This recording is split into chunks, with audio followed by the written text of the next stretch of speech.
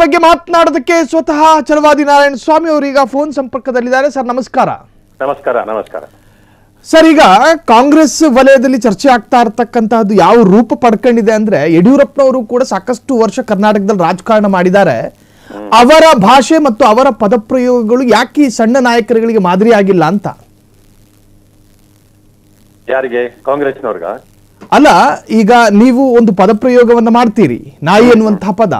ಯಡಿಯೂರಪ್ಪನವರು ಈ ರೀತಿಯ ನಾಯಕರುಗಳಿಗೆ ಹೆಂಗ್ ಮಾತಾಡಬೇಕು ಅನ್ನೋದಕ್ಕೆ ಮಾದರಿ ಆಗಬೇಕು ಅಂತ. ನೋಡಿ, ನಾನು ಹೇಳಿರ್ತಕ್ಕಂಥದ್ದು ಗಾದೆ. ಒಂದು ಆನೆ ನಡೆದು ಹೋಗ್ತಿದ್ರೆ ನಾಯಿಗಳು ಬಗಳ್ತವೆ, ಅದಕ್ಕೆ ಆನೆ ಭಯಪಡುತ್ತದ ಅನ್ನೋದು ಗಾದೆ. ಅದು ಯಾರನ್ನು ನಿಂದಿಸಬೇಕು ಅನ್ನೋದು ನನ್ನ ಉದ್ದೇಶ ಅಲ್ಲ.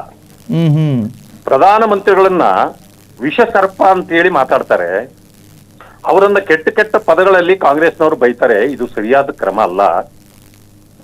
ಈ ಪಾಕಿಸ್ತಾನದ ಟೆರರಿಸ್ಟ್ ಅಟ್ಯಾಕ್ಗಳನ್ನ ಮಾಡಿದಾಗ್ಲೂ ಕೂಡ ಅವರು ಪರವಾಗಿ ನಿಲ್ತಾರೆ, ದೇಶದ ಪರವಾಗಿ ನಿಲ್ಲಲ್ಲ. ಇದು ಸರಿಯಲ್ಲ ಅಂತ ನಾನು ಹೇಳಿದೆ. ಅದರಲ್ಲಿ ಒಬ್ಬರ ಹೆಸರು ಹೇಳಲಿಲ್ಲ, ಹಲವಾರು ಜನರು ಇದ್ದಾರೆ ಅಂತ ಹೇಳಿದೆ. ಅದು ನಾನು ಗುಲ್ಬರ್ಗಾದಲ್ಲಿ ಮಾತಾಡಿದ್ರಿಂದ ಪ್ರಿಯಾಂಕಾ ಖರ್ಗೆ ಅವರು ಇದಾರ ಅದರಲ್ಲಿ, ಹೌದು ಅವರು ಬೈಯೋರಲ್ಲಿ ಅವರು ಒಬ್ರು ಅಂತ ಹೇಳಿದೆ ನಾನು. ಅದು ಅವ್ರನ್ನ ನಾಯಿ ಅಂತ ಹೇಳಿದ್ದಲ್ಲ, ಅದು ನಾನು ಗಾದೆ ಮಾತನ್ನು ಹೇಳಿದ್ದೀನಿ. ಅದನ್ನ ಅವರು ಪರ್ಸನಲ್ ಆಗಿ ತಗೊಂಡು ಏನು ಗೂಂಡಾಗಳನ್ನೆಲ್ಲ ಬಿಟ್ಟು ಏನೆಲ್ಲ ದರ್ಪ ಮಾಡಿದ್ದಾರೆ, ಅಧಿಕಾರ ದುರುಪಯೋಗ ಮಾಡಿದ್ದಾರೆ, ನಮ್ಮನ್ನ ಟಾರ್ಗೆಟ್ ಮಾಡ್ಬೇಕು ಅನ್ನೋದು ಮೊದಲಿಂದ ಇದೆ ಅವ್ರಿಗೆ. ನಮಗೆ ಆಗಾಗ್ಲೇ ಇದು ನಿಜವಾದ ನಮ್ಗೆ ಇರ್ತಕ್ಕಂಥ ಪ್ರಾಣ ಬೆದರಿಕೆ ಇವ್ರದ್ದು. ಸರ್, ಅದು ಪ್ರತಿಭಟನೆಗಳು ಅತಿರೇಕದ ರೂಪವನ್ನು ಪಡ್ಕೊಂಡಿತ್ತ ಅಂತ? ಹೌದು, ಖಂಡಿತ. ಅಲ್ಲಿ ನೋಡಿ, ಇದ್ದಿದ್ದೇ ಒಂದು 25ರಿಂದ 50 ಜನ. ಇಷ್ಟಿದ್ರು ಕೂಡ ಅವ್ರಿಗಿಂತ ಹೆಚ್ಚು ಪೊಲೀಸ್ನವ್ರು ಇದ್ರು ಕೂಡ ಒಬ್ರು ಏನೂ ಮಾತಾಡ್ಲಿಲ್ಲ. ಅವ್ರನ್ನ ಕನ್ವಿನ್ಸ್ ಮಾಡ್ತೀವಿ ಅಂತ ಹೇಳ್ತಾರೆ ಹೊರತು, ಈ ರೀತಿ ಪ್ರೊಟೆಸ್ಟ್ ಮಾಡಿದಾಗ ಅರೆಸ್ಟ್ ಮಾಡ್ಬೇಕಲ್ಲ. ಮೊನ್ನೆ ಸಿದ್ದರಾಮಯ್ಯನವರು ಕೊಡಗುಗೆ ಹೋದಾಗ ಯಾರೋ ಒಂದು ಮೊಟ್ಟೆ ಎಸೆದುಬಿಟ ಅಂತ ಹೇಳಿದಾಗ ನಮ್ಮ ಸರ್ಕಾರ ಇತ್ತು. ಹೆಂಗೆ ನಮ್ಮನ್ನ ನಿಂದಿಸಿದ್ರು, ಏನೆಲ್ಲ ಇದು ಮಾಡಿದ್ರು. ಡಿಫ್ಯಾಕ್ಟೋ ಚೀಫ್ ಮಿನಿಸ್ಟರ್ ಇದ್ದೀನಿ ನಾನು, ನಮ್ಮ ಬಗ್ಗೆ ಇಷ್ಟೊಂದು ಇದು ಅಂತ ಆವತ್ತು ಏನೂ ಆಗ್ಲಿಲ್ಲ. ಆದ್ರೂ ಎಷ್ಟು ಮಾಡಿದ್ರು ನಮ್ಮನ್ನ ಇವರು. ನಾವು ಗೆಸ್ಟ್ ಹೌಸ್ ಅಲ್ಲಿ ಇದ್ದವ್ರಿಗೆ ಹೊರಗಡೆಯಿಂದ ಬಂದು ನಾವು ಗೆಸ್ಟ್ ಹೌಸ್ ಅಲ್ಲಿ ಇರೋದು ಗೊತ್ತಾಗಿದ ತಕ್ಷಣನೇ ಬಂದು ಅಲ್ಲಿ ಅಟ್ಯಾಕ್ ಮಾಡಿ ನಮ್ಮ ಏನೋ ಇಂಕು ಎಲ್ಲ ತಂದಿದ್ದಾರೆ, ಮಸಿ ಎಲ್ಲ ತಂದಿದ್ದಾರೆ ನಮ್ಮ ಮೇಲೆ ಉಯ್ಯಲಿಕ್ಕೆ. ನಾವು ಹೊರಗಡೆ ಹೋಗಿದ್ದಿದ್ರೆ ನಿಜವಾಗ್ಲೂ ಇವತ್ತು ದೊಡ್ಡ ಒಂದು ಸುದ್ದಿ ಆಗಿರ್ತಿತ್ತು. ಬೇರೆ ತರ ಅನಾಹುತ ಆಗಿದ್ರೆ ಯಾರು ಜವಾಬ್ದಾರಿ? ಮಾಫಿಯಾಗಳೇ ಇದ್ರು ಅಲ್ಲಿ. ಪೊಲೀಸ್ನವರು ಪಾಪ ಮೂಕ ಪರೀಕ್ಷಕರ ರೀತಿ ಇದ್ರು. ಅಂದ್ರೆ ಈ ಕಡೆಯಿಂದ ಪ್ರಿಯಾಂಕ್ ಅವರು ಅವ್ರಿಗೆ ಲೈವ್ ಇದು ಕೊಡ್ತಾ ಇದ್ರು, ಆದೇಶಗಳು. ಏನ್ ಮಾಡ್ಬೇಕು, ಹೇಗ್ ಮಾಡ್ಬೇಕು, ಅಲ್ಲೇ ಕೂಡಾಕಿಡ್ರಿ, ಅಲ್ಲೇ ಇರ್ಲಿ, ಎಲ್ಲ ನಡೆದಿತ್ತು. ಅದಾದ್ಮೇಲೆ ಅಂಬಾರಾಯಿ ಅಷ್ಟಿಗೆ ಅಂತೇಳಿ ನಮ್ಮ ಅಲ್ಲಿನ ಲೋಕಲ್ ಲೀಡರು ಅವರನ್ನ ಒಂದು ಗುಂಪು ಹಿಡ್ಕೊಂಡು ಅವ್ರನ್ನ ಹೊಡೆದಿದ್ದಾರೆ ರಾತ್ರಿ. ಪೊಲೀಸ್ನವರು ಹೊಡೆದವ್ರನ್ನ ಕರ್ಕೊಂಡೋಗಿ ಆ ಕಡೆ ಮನೆ ಕಡೆಗೆ ಬಿಡೋದನ್ನ ಬಿಟ್ಟು ಕ್ರಮ ಜರುಗಿಸೋದು ಬಿಟ್ಟು ಇವ್ರ ಮೇಲೆ ಅವರನ್ನ ರಾತ್ರಿ 2:30 ಕೂಡಾಕಿದ್ದಾರೆ. ಅವ್ರನ್ನ ಏನು ಈ ರಾಜ್ಯದಲ್ಲಿ ಏನ್ ನಡೀತಾ ಇದೆ? ಅಂದ್ರೆ ಈ ಮೂಲಕ ಏನು ಸಂದೇಶ ಕೊಡ್ತಾ ಇದ್ದಾರೆ ಸರ್ ಅವರು?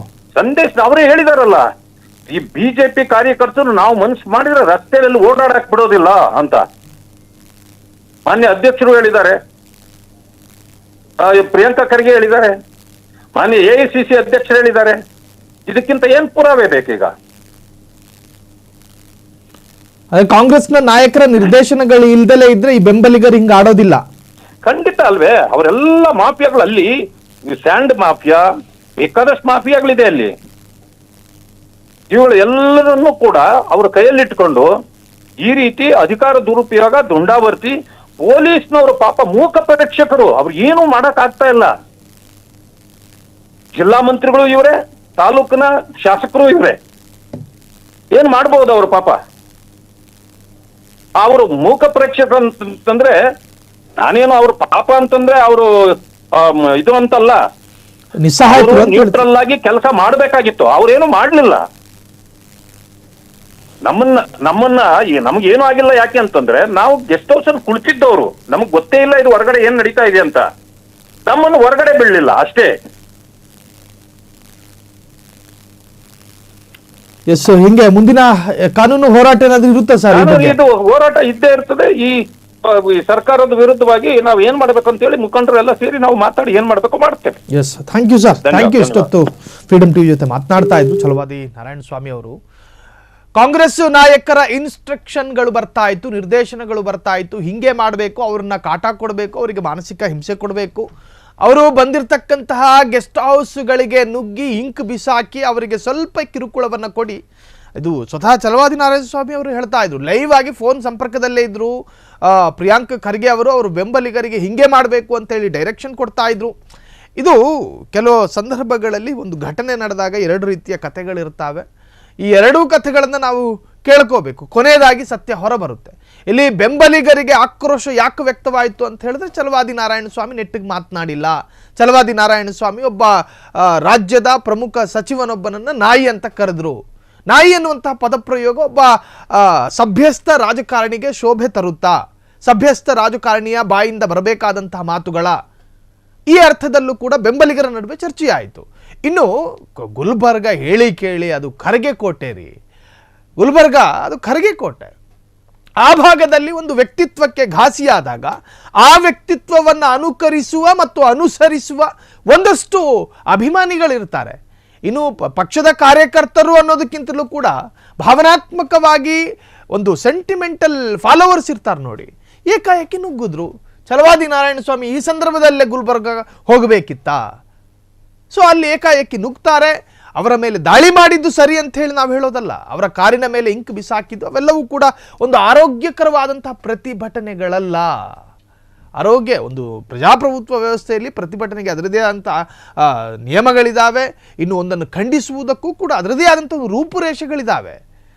ಅದು ಬಿಟ್ಟು ಒಬ್ಬ ಪರಿಷತ್ನ ವಿಪಕ್ಷ ನಾಯಕರವರು, ಅವರಿಗೆ ಅವರದೇ ಆದಂಥ ಸ್ಥಾನಮಾನಗಳಿದ್ದಾವೆ. ಅವರ ಹೇಳಿಕೆಯನ್ನು ಖಂಡಿಸಬೇಕಾದಂತಹ ಅನಿವಾರ್ಯತೆಗೆ ನೀವು ಬಿದ್ದಾಗ ಅದಕ್ಕೊಂದು ದಾರಿ, ರೀತಿ, ನೀತಿ, ಒಂದು ರೂಪ ಇವೆಲ್ಲವೂ ಇದೆ.